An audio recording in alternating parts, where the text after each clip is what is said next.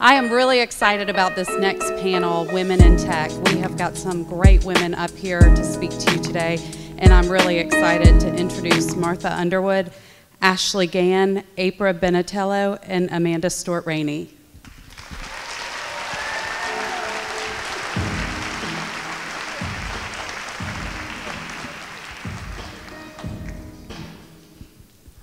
So let me go ahead and tell you a little bit more about each one. To my left is Amanda Stewart-Rainey. Amanda is a first vice president at Morgan Stanley, where her clients benefit every day from her 13 years of experience in capital markets. In a previous role at another one of the country's largest financial institutions, she co-chaired the Women's Leadership Initiative there. She's now a trusted advisor to entrepreneurs who look to her to help them build sound financial strategies. Next up, we've got Martha Underwood. Martha is the Senior VP of Software Engineering Transformation for BBVA Compass. She leads a team that ensures one of the world's largest financial services companies stays on the cutting edge of technology. She also founded an organization that coaches up-and-coming female leaders. A face that should be familiar to most of you, Ashley Gann, is a chief meteorologist at CBS 42 in Birmingham. In that role, she's a go-to woman for many of us during weather crisis, and she uses cutting-edge technology to keep us informed and, most importantly, keep us safe. Before earning a master's degree in geoscience and meteorology, she did an undergraduate work in aerospace engineering, and she remains a major advocate for STEM education here in our community. And finally, we have another famous face around town, April Benatello. April is known to many of us here in the Birmingham tech community. She led marketing for Daxco, one of Birmingham's most successful tech companies, and now she is CEO of Momentum, an organization that develops leadership skills, confidence, and connections among Alabama's most promising women. Let's give these ladies another hand.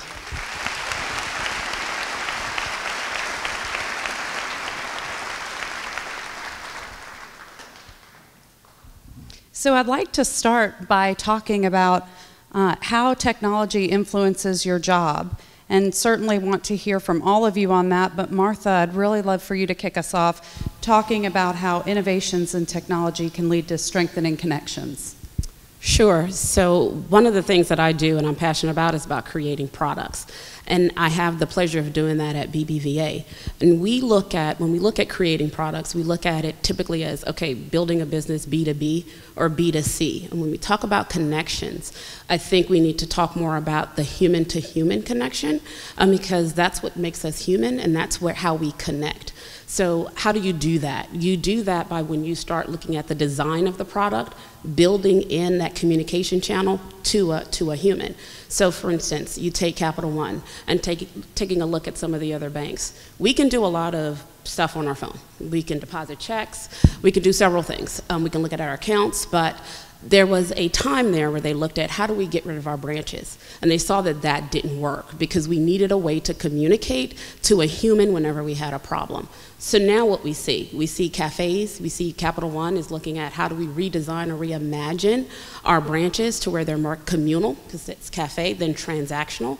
And so now we're starting to think about building that human-to-human connection so that they can at least speak to someone. And so we use technology every day to enhance our lives, but not replace that connection. You also see, looking at social media, video is really blowing up because people resonate with that. People resonate with seeing the other person on the other side.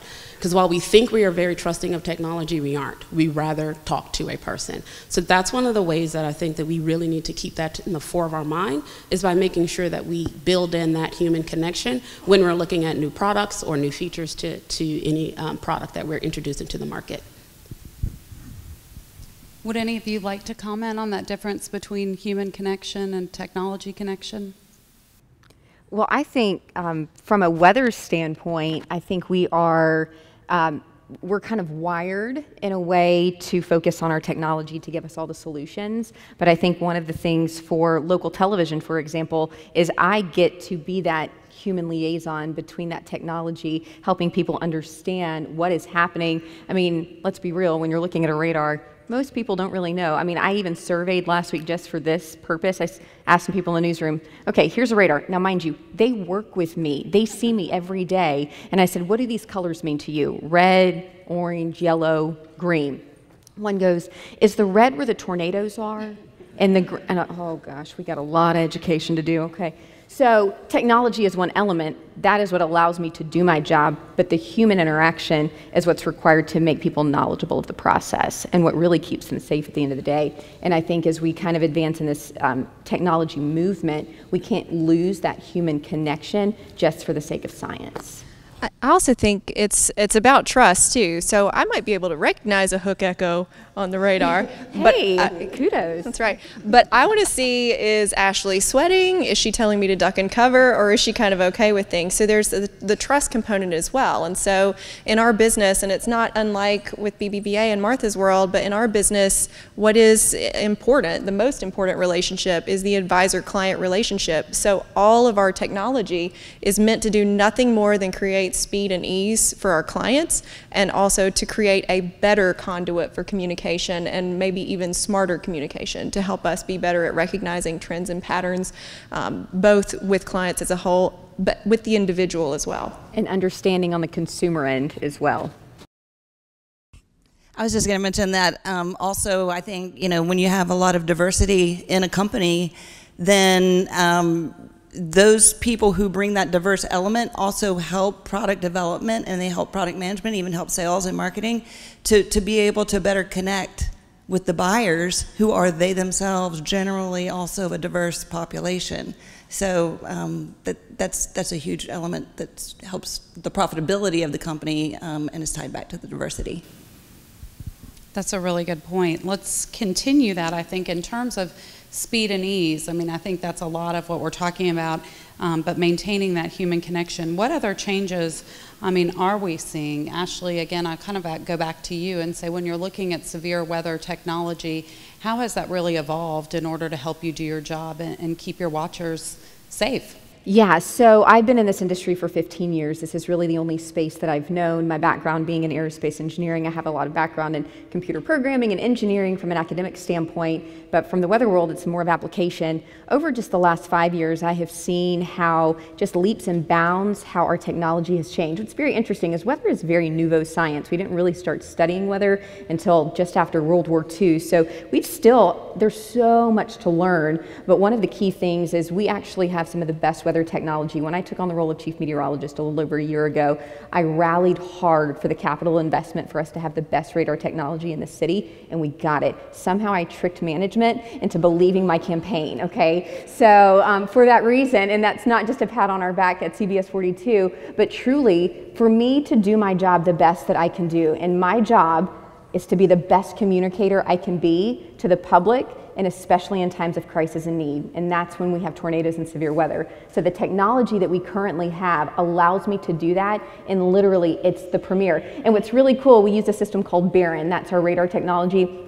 They are actually homed right here in the state of Alabama. They're up in Huntsville, and so they service people all over the world and nationally, but we get them right in our backyard. So, that's pretty remarkable. But the ability to do our job, like I said, is based on the advances in the technology that we see, not only just from, let's say, a radar standpoint, but even the graphics that we do. Again, I live in two worlds. I live in a STEM world, but I live in a mass communication world, all at the same time. And for a lot of us, that can be a little bit of a challenge, because sometimes my mass conference have no idea what I'm doing in the tech space, and then and then all my tech friends are like, now what you have to talk, Andy, it's like, so it's kind of these two worlds are colliding, but I think it's an interesting position. And then you get into the app technology, and there's a lot that's going to be happening with weather, I think, as we move forward, and I think there's a lot of space for innovation and a lot of space for creativity, and we're only scratching the surface on that right now. Well, no, certainly from the power company perspective, we appreciate the Barron technology and all that you all do to help our customers understand the weather that's coming before we can get the lights back on. So thank you for that. How, for the others, looking at technology and how it influences your job, where do you really see that changing? What are the next headwinds? So I'll take it from a a process perspective, because technology is going to continue to change. I started with IBM a long time ago when we had dial-up, and now we have 5G, right? So it's going to change, but how do we get product to market faster? And we look at the old processes of waterfall. We had to understand everything before we got it out the door. And now you hear the buzzword of agile, to where we're a lot faster so that we can get the speed and get the ideas from the people in the companies from a diversity and inclusion perspective, like April was saying, out the door. So I think there's going to be a lot of focus on how we do it instead of what the technology is. Yeah, and I would say for us too, security is huge. I mean, we spent the amount we spent on that versus other elements of tech is probably more than a lot of our peers' total revenue for a year by hiring away people from the NSA and things like that. But what's interesting is we're not the only ones who care about it. We're finding our clients do as well. If you want several clients to congregate together, all you've got to do is bring one of our former NSA executives into a room to talk about something as simple as identity theft that everyone in this room understands. Yes, when it's patch day, update your software because there's a really good reason for that. But most of the people we serve don't even think in terms of that language or understand the importance of security. And so we have become educators to our clients in all sorts of generations on how to use their technology differently and when and where to trust what you're doing with technology and when to be wary. And I would say that the speed with which technology is changing has so impacted the way we teach and the way we learn that it's not a specific skill that someone needs to learn in order to survive and to be successful in a tech career, but the ability to learn quickly and on the fly. And so I think that's going to have a tremendous impact on, certainly on our educators and anyone who's in a training and development role, on really coaching people on being able to easily update and upgrade their own skill sets. Well, and several of you are really involved in these education initiatives we're working to help develop our next generation of tech leaders. So April, you're on the advisory board for UAB's School of Business. What have you seen in the role and changes that's exciting you? Well, so what I've seen over there at the Colette School of Business that's been really cool is how much they're doing in terms of collaboration and collaborative learning. So a lot of interactive discussion, using a lot of remote learning, bringing in a lot of guest speakers, doing a lot of group projects. It wasn't like that when I was in school in our business classes. It was very, very lecture and apply. So I'm really enthusiastic when I see that much interaction going on, because I think we can all get scared that the technology is going to get to where our young people can't have a face-to-face conversation anymore. And I'm just the opposite. I'm so excited that they still have this great human connection and they're so collaborative and enjoy that connection because they are so often tied to their technology. So. Do you want to talk a little bit about your work in STEM education, Ashley? Yeah, so I've been able to have a unique opportunity to participate with several local, I would call them clubs or organizations. One of those being in Hoover, it's called GEMS, Girls Involved, Engaged in Math and Science. And so one of the things that I really like to do is advocate for young girls. I am a space camp grad, whoop whoop, circa, I'm not going to tell you the year. But a long time ago, and so we're going to compare those notes later to see if we were in the same class. Right? Okay. So I was at Space Camp, Rewind Middle School, and decided there I wanted to do weather. Interestingly enough, I took a couple of electives while I was at Space Camp. One was weather, and I told my mom when I finished, I said, Mom, when I grow up, I want to be a meteorologist because I love science and I love to talk. This is going to be a perfect career for me. Well, here I am. As she was patting me on the head and okay, sweetheart, let's see if you really do this. So the reason I bring that point up is because what we found statistically is that young girls at around the age of 11 to 13 will deviate from this STEM curriculum, and it has nothing to do with their aptitude, but it has everything to do with their social environment.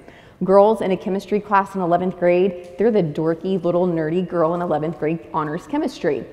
We're trying to change that. So what I'm trying to do in the position that I have, I want to advocate for young girls and say, hey, do not go somewhere just because you don't feel like your friend is going to join you in that biology class or that algebra class. And so we're finding if we keep them engaged through middle school years, there's a much higher percentage that they will continue in a STEM field through college. Girls that start college with STEM as their end goal are far higher achievers than the guys that enter college with that same goal in mind. So there is an incredible wealth in inspiring and encouraging and supporting these young girls. I even tell parents all the time, if you've got a young girl that's engaged or even slightly interested in something in the STEM field, explore that alongside them. Don't let them always try to figure it out on their own, because sometimes as girls at that season in life, we're a lot more challenged by what's going on in our surroundings than we are engaged in the academic side. So be supportive of that. Introduce them to people in the tech space. Let them know it's cool, because we're all cool in here, right? So, you know, it's fun, it's engaging, we do fun things, you know. I mean, no offense, Bill Gates, but I love the meme with him sitting on the stage back in the 90s, and it was like, that's what tech conferences used to look like. This is what tech conferences look like now. So it's a fun space, it's a fun time, and so that's what we try to tell young girls through a lot of these local organizations. Yeah, and Martha and Amanda, I'd love to hear Sure. about your leadership in this space So as well. one of the things that I try to do is to keep girls engaged is making sure that we keep them interested in the problem that we're solving. So I'm a mom of 2 boys, so I'm used to robots fighting and rolling around on the ground, but girls don't want to necessarily program robots fighting. Right? So what are the problems as we get them into the camps that we're presenting to them? They're more social and they want to contribute to the greater society. So is it something that we say, okay, let's create a sensor that you can put in your grandmother's, you know, yard because she likes to plant, and it measures the soil, you know, the moisture in the soil, so that you can say, Grandma, let's go plant. Something like that they can look at, or if there is a sensor that you want to put on a deer and it's hurt out in the woods and we're like, okay, we got to go help them. What are the things that we can do, or what are the types of activities or problems that we can identify for young girls to solve instead of a more boy-centric that keeps them engaged and keep them interested? So that's one of the things that I typically help with when I'm doing any mentorship with the young girls in the young camps around the Birmingham area. Yep, and for me, and of course I've just transplanted to Birmingham, although I've been working out of Birmingham for a long time from Montgomery, so I'm actually proactively looking for outlets to work with younger people. If you've got something that you're doing, I'm all ears, and I'm happy to put some work in. But historically, I've focused on folks who are more the college age and a little bit older, and sought out particularly women who might be doing things that they don't think would have anything to do with STEM fields. But my field tends to be the science of economics, the technology of working and interacting with people, and the mathematics of all things finance and capital markets. And we can teach those things. So I may be looking for someone who has other soft skills or who has a passion for something, and the goal is, how can I help you then skill up very quickly on these other pieces? How can I leverage technology to do that? And how can I show you that this isn't, you're not going to enter an environment with a room full of guys in pocket protectors. That was a 1970s idea of what technology or math looked like. And also, you're not going to enter a bullpen room of everybody smoking cigarettes and yelling, like boiler room.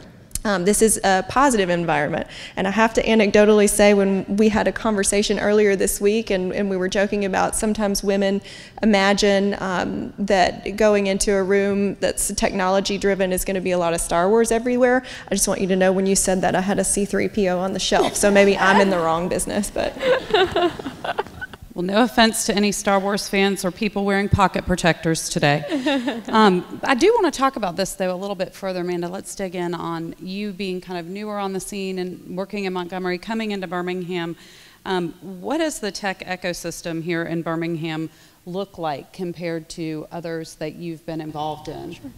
Well, I've had a little barbell because I lived in San Francisco and worked out of there and operated a lot in Silicon Valley, and then I've also lived in Montgomery. And I think what's exciting to me about Birmingham is it's a community on the verge. We're already doing incredible things, and we want to do more. And I can't remember who said it earlier today, but less of the white papers and more action is what I see here. And you don't get lost in it in the same way that you do out in California or other places that are a little further ahead, like Austin. It's also still, at the moment, an affordable community. It's getting a little less affordable if you want to be in the city proper, but it's still an affordable community, which I didn't necessarily see like for example, Montgomery take as much advantage of. I felt like for a long time, and in my community involvement there, I kind of felt like it was falling on deaf ears, but this community could be the bedroom community of the Southeast for people who travel, because it's so affordable, but B, it's a great incubator community, and I think Birmingham recognized that, and Birmingham has become a great incubator community. I want to ask April kind of how you've seen it evolve. I mean, you've been from the ground up. I don't want to be the last person to speak on this because I don't want to leave us on a bad note on that topic. So, so here's what I would say. Birmingham was an amazing environment when we started Daxco for us to start, but we were really paving the way. We were, I really think, maybe the first fast-growing SaaS-based company that was based in Birmingham. And so Dave and I were actually emailing about this the other day. It was like, we had to figure everything out for the first time, right? And for me as a woman in that space, additionally, we were figuring out, like, I was the first one in the company to have a baby. I mean, the first woman, sorry, in the company to have a baby. Oh, we need a maternity leave policy, you know, and so we were figuring out a lot of things, but I was really figuring out a lot of things. So here's a little bit of a sad note, is that some very recent studies, and I've seen 3 or 4 of them now that are done nationally, that rank metro areas around the country in terms of places for women to work, so for professional women to work. And they rank the top 50 metro areas. And in all 3 studies, and all were done in the last 2 years, and they are looking at the metro area, not just city limits, Birmingham ranked in the last 3 spots in terms of places for women to work. And they were looking for things like access to affordable child care, access to health care, what kind of workplace policies are prevalent, what is the pay gap, the gender pay gap between men and women, how many women hold advanced degrees. So they were looking at those kinds of criteria, and we rank so low. And so I think on the optimistic side of that is we have so much room for improvement. And when we see all the research around companies that have diversity, with gender diversity being a really key driver in leadership, it's not just throughout the company, it is in the very top leadership. Those companies improve profitability. Strong correlation between that. Everybody wants more profit, no? So it's really helpful in recruiting top talent and improving the policies within the company and improving the whole composite picture of the community when we see women in leadership. So there's a huge opportunity for us to improve on that note. Well, go ahead. Absolutely, and I think that being a transplant, I've gotten here about 9 years ago. I think that Birmingham has made some great strides, and you're talking about pay equity. I'd like to commend the state of Alabama, because I believe that we just passed not too long ago the Clark's Figures Pay Equity Act. You know, doing a lot of work with Melanie Bridgeforth, all of the work that she's doing with the Women's Fund to get that. So I think that we are leading there. But when you talk about the top figures and not having the women at the top, like, what's the problem there? We know the metrics. We're not there. So how do we change that? And being a transplant, again, coming in, and on the corporate side, one of the things that I don't think that Birmingham actually sees, because they're in it, is this whole culture about Alabama versus Auburn. I'm gonna say Go Dogs. I'm gonna say it, right? But when I interviewed, every interview I went in, it was, what is your name? And then the second was War Eagle or Roll Tide. And I'm just like, neither. I don't know what you're talking about, right? and they're like, no, neither. and then the next thing was, well, you're gonna have to choose. I'm like, so now you're asking me to denounce my college affiliation and to choose one of yours just because I moved to Birmingham. We haven't even gotten to talking about my background, the talent that I can bring, my experiences. We had to talk about that, and I'm like sitting in front of 5 men that you have to choose, and that is a big barrier for women and even for people who come from out of the state, that there's an expectation to choose, and you need to be able to speak that language to get into the conversation. And I think that it's a bias and a barrier to getting women and talent, and even men, talent into those top ranks, because you can't even get to the experience and what I can bring until you make that hurdle, you jump that hurdle. So that I didn't want to leave on a bad note, and I don't know if that's a bad note, but I think it had to be said, because it's a lot of my friends who've moved here and even family members have experienced the same thing. And so what do? They navigate around it. And we are missing out on all of that talent because we navigate around that. And being from the outside, that's something that I think Birmingham needs to look at a lot closer. Well, and I would say at my core, where I nerd out the most is interpretation of data. And so that we can end on something that's like a call to action too, is there was somebody in the green room. It was nice to meet you, and please call me later so we can talk about this further. But the idea of somebody wanting to be proactive as a leader in their organization to prevent women from feeling like some sort of subjugated group, I think is powerful. And I can tell you from the stats, here are a couple of stats that are important, and then you interpret them as you see fit. So number one, women are 24% less likely to get that first promotion. All right, so that's not because they're not asking for it. The stat removed that as a part of it, but 24% less likely to get the first promotion. And then when we ask young women what things matter the most to them and ask them to put a percentage on what do you think matters the most to your ability to succeed and to move up, most women think one of the number one things is being a team player. When you ask women who've already made it into the C-suite those same questions, the number one thing is support and sponsorship from a senior leader, and particularly from a direct supervisor.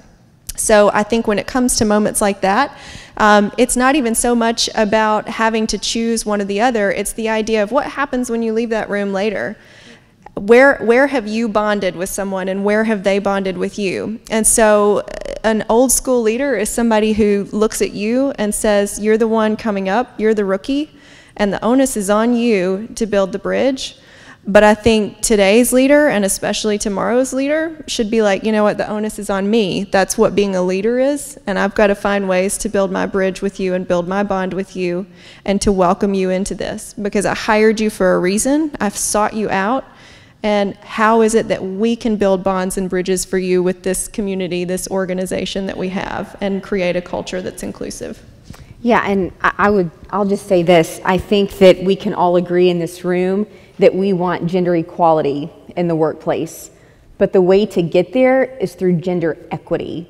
And what gender equity is the way that we treat each other based on our unique needs. It's a fairness in the workplace where men and women may have different needs, and allowing those needs to be met in order to get to the end goal, which is our aptitude being equal, our product being equal, our process being equal, but the needs in our lives that allow us to be the people that we are in the workplace. It's very important. I'm a mom of 3.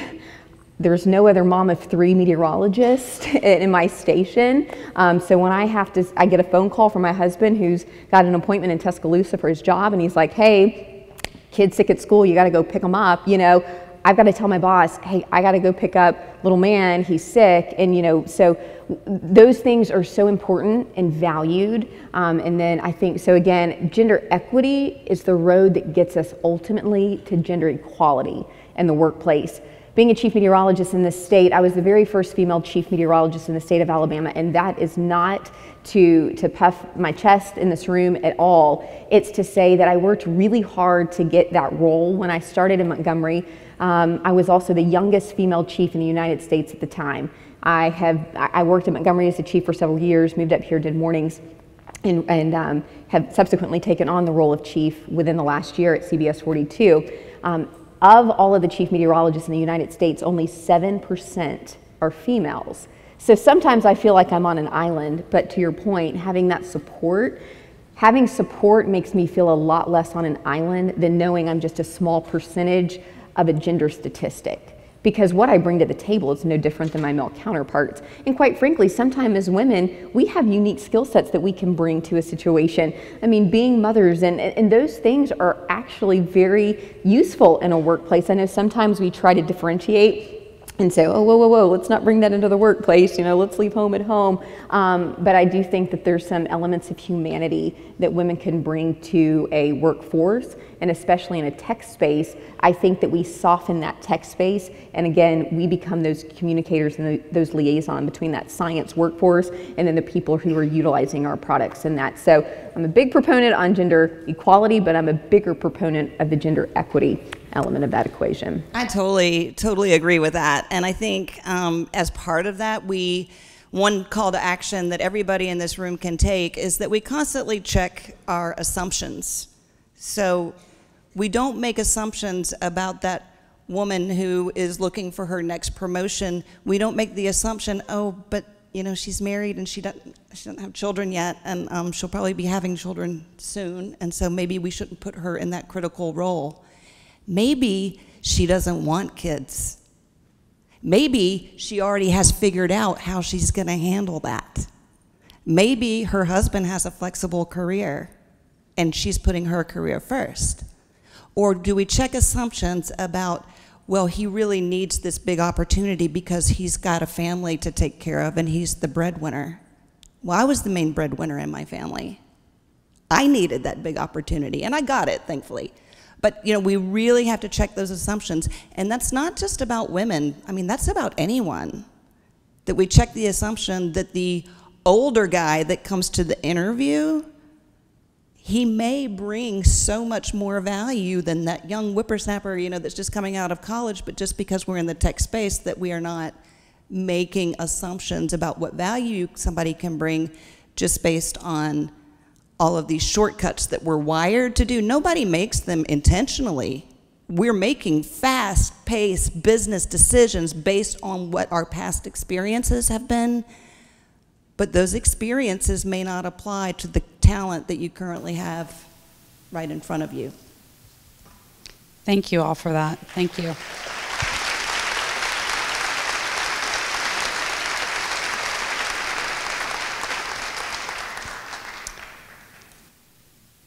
Sticking with this topic, I want to dig into it a little bit deeper and talk to you all about access to capital, particularly for new ventures. It's crucial.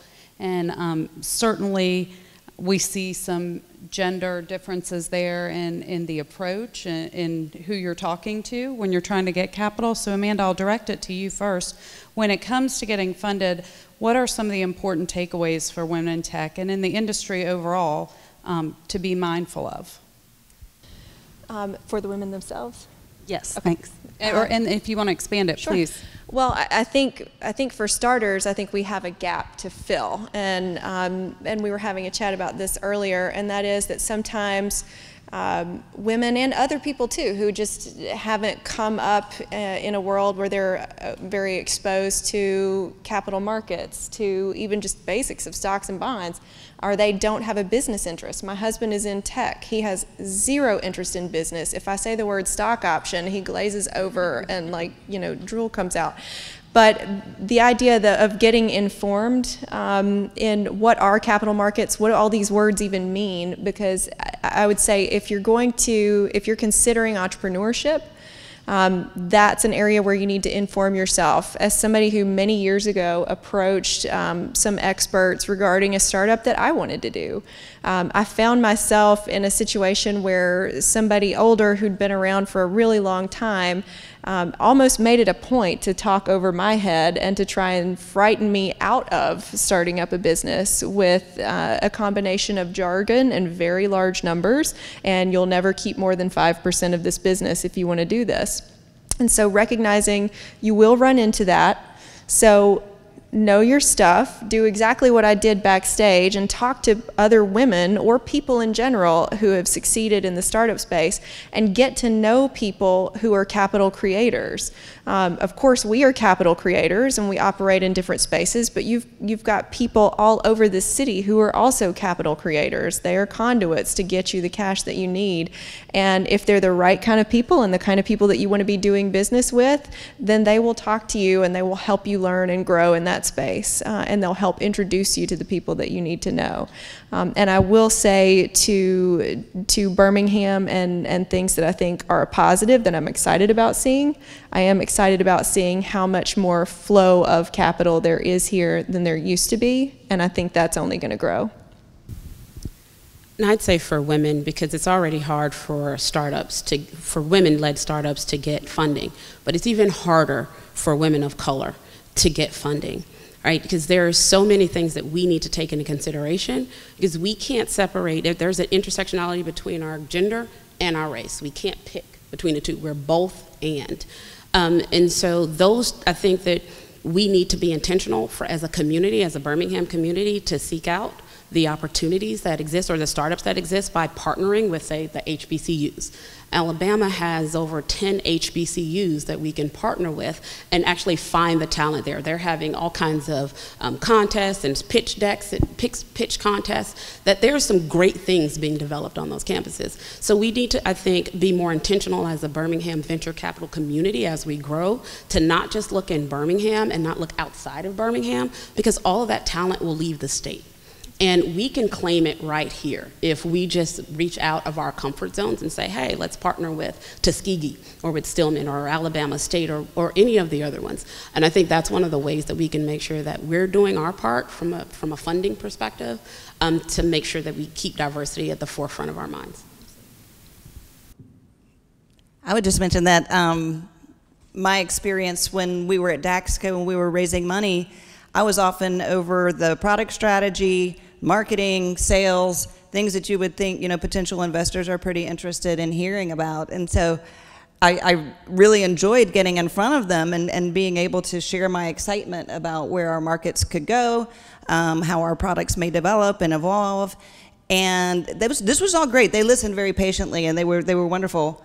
And then when my part was over, they completely talked past me for the rest of the discussion. And so my lesson in that was, okay, so I see that even when you've demonstrated that you have the experience, you have the field experience, you have the talent, you have the knowledge, these were all white men, and they were all talking to the people in the room that are the people that they know to speak the same language with, if that makes sense. So I go on their website and I look at this VC firm and I'm like, okay, well, I understand it now. They don't have one single female partner. The only females in that firm were the assistants. And so this is what they are used to. People do what they are used to. I didn't think they were bad people. I just felt like I need to be spoken to as a person and appreciated and respected for what I bring to the table. And you can continue to talk to me about like how we might, structure this deal. I would have loved to have learned that more, And so we were talking about that with Amanda, downstairs, that women need to take a greater interest and financial interest and really understand that world, so that, I could have piped up and said, well, I have an opinion on this part, but I didn't know what to say.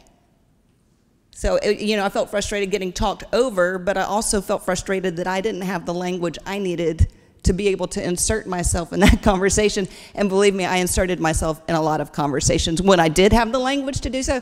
So I think that is something that we can all work on. The men in the room can be more helpful in helping give us the credibility when that credibility is due. So if I had been introduced, or if I had been included in that conversation with the other men in the room saying, well, what do you think about that, April? This would have been, and that happens sometimes. But to be very intentional about that is kind of, that onus is on the men in the room. And for the women in the room, educate yourself and insert yourself. Yeah, and I would say too, one thing that was really helpful to me is I've always had someone in my world who, if you think about it, not all guys. My husband doesn't know a sports term to save his life, but men talk in stats, men talk in Moneyball, right? And so the thing that I've learned over the years by bouncing things off of these men in my life who are good to me is, number one, I'll ask them, how would you address this? And then they'll tell me. And then my second question, okay, how would you receive that same message coming from me? And then they go, aha, maybe we need to change the wording coming from you, because sometimes that's true. But the second thing is, let's say somebody asked me about my career path and everything I've done. Well, in my head, I'm thinking all of these qualitative things, and I brought this up to my mentor the other day, and what are the first things he said? He talked in Moneyball. He talked about, you ran a $170 million revenue a year business, you did this, and it was all statistics. And so I think sometimes from a credibility standpoint, we miss out by not communicating in those terms. And then the reversal of that is, if you want to be sure you're operating in an inclusive environment, you will miss out if you aren't asking people in some of those terms that matter most to you. If you don't want to hear the qualitative stuff from me, you're missing out, but also ask me the data. And oh, I can rattle that off, no problem. I didn't know you cared about that. So I think just asking each other the questions that we want to hear, and I would certainly encourage every woman in this room, have that person. You can say, okay, now how would you say it if you were me? How would you receive it coming from me? And that's been huge. Well, I think I would like to go back to April here for a minute. We heard Amanda talk about more venture capital money coming into Birmingham, which we all feel like is making an impact on our space here. But as we start to conclude this panel, I'd like to go to April and then come down the row in terms of what have you seen as the flashpoint moment for Birmingham Tech for the time that you've been involved? Is David Gray here? I can't see in the audience. Oh, there he is. Okay, so you'll be happy about this. You might not have been happy with everything I said up here, but you'll be happy about this. So one flashpoint moment, and shout out to Tech Birmingham, was I feel like when Dave got really involved with Tech Birmingham, that it really brought the spirit of, we have to collaborate, y'all. We have to quit competing. I mean, it used to be that Tech Birmingham events were where everybody came to poach each other's employees.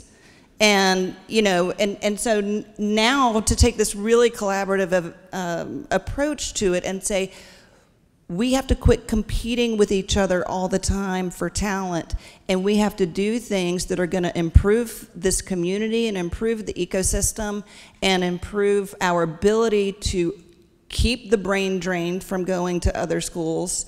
Not that that's what happened with y'all, but you said that earlier. And, you know, keep every bright, ambitious college grad that comes out of Alabama from going, at least, just, could you consider staying here rather than going to Atlanta? Can we put on the billboards in Atlanta, are you tired of waiting in traffic? Come to Birmingham, but don't buy a house on 280.